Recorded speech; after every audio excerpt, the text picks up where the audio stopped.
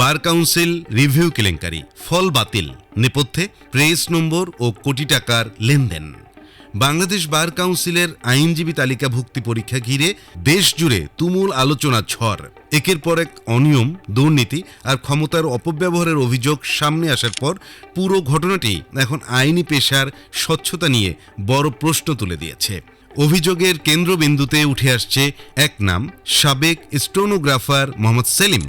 তিনি কক্সবাজার নারী ও শিশু দমন ট্রাইব্যুনালে বিচারকের কর্মচারী হিসেবে কাজ করলেও নিজে বার কাউন্সিল সচিবের ঘনিষ্ঠ ব্যক্তি হিসেবে পরিচয় দিতেন। অডিও রেকর্ড ফাঁস হয়েছে, যেখানে সেলিমকে বলতে শোনা যায়, সচিবের জন্য ৩ লাখ, আমার জন্য ৫০,০০০, কাজটা হয়ে যাবে ইনশাল্লাহ। অর্থাৎ ফলাফল পরিবর্তনের জন্য নগদ টাকা লেনদেন হচ্ছিল বলে অভিযোগ তুলেছেন ভুক্তভোগীরা। এই অডিওই উচ্চ পর্যায়ে ফল পাল্টানোর চেষ্টা ছিল এমন সন্দেহকে আরও শনাক্ত করেছে। প্রাথমিক ফল প্রকাশের পর রিভিউ প্রক্রিয়াটি যেন দুর্নীতির মূল ক্ষেত্র হয়ে ওঠে। অভিযোগ এসেছে বার কাউন্সিলের এক শীর্ষ কর্মকর্তার মেয়েকে পাশ করাতে বিশেষ বিবেচনায় ৩ নম্বর গ্রেস দেয়া হয়। এরপর থেকেই ৩ নম্বর কম পাওয়া পরীক্ষার্থীদের ফোন করে রিভিউ করলে পাশ নিশ্চিত করে অর্থ নেওয়া হচ্ছিল। এই কারণে রিভিউ আবেদনকারীর সংখ্যা ইতিহাসের সর্বোচ্চ পর্যায়ে পৌঁছে যায়।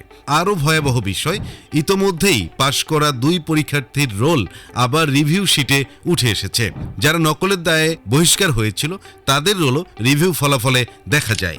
বিভিন্ন জেলা আইনজীবী, নেতা ও কোচিং সেন্টার মালিকদের বিরুদ্ধেও অর্থ সংগ্রহের অভিযোগ উঠেছে।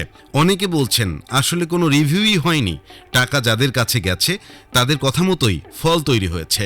ফল প্রকাশের পরে পরিস্থিতি আরও জটিল হয়ে ওঠে।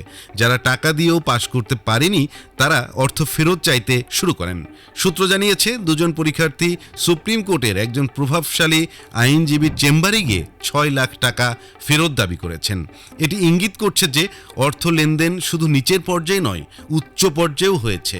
বিভিন্ন অভিযোগ, প্রতিবাদ এবং জনমতের চাপের মধ্যে বার কাউন্সিল শেষ পর্যন্ত পুরো রিভিউ ফলাফলের বাতিল ঘোষণা করেছে।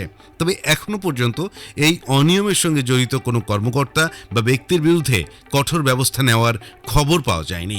আইনজীবী হওয়ার যোগ্যতা পরীক্ষায় এমন অনিয়ম বাংলাদেশের বিচার ব্যবস্থার আস্থাকে নড়বড়ে করে দেয়।